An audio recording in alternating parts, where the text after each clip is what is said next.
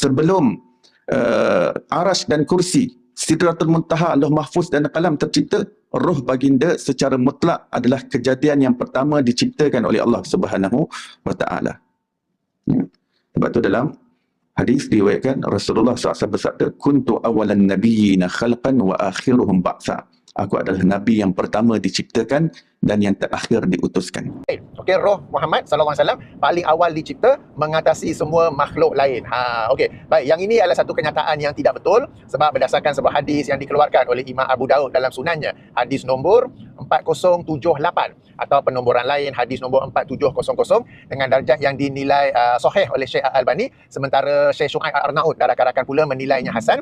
Rasulullah sallallahu alaihi wasallam bersabda bahawa yang paling awal dicipta, yang terawal dicipta oleh Allah Subhanahu wa taala ialah pena ataupun qalam. Okey, yang saya gariskan biru tu kan, inna awwala ma khalaqallahul qalam. Sesungguhnya awal, yang pertama, yang terawal apa yang dicipta oleh Allah Subhanahu wa taala ialah qalam ataupun pena. Lalu pena tu pun menulis takdir kita semua.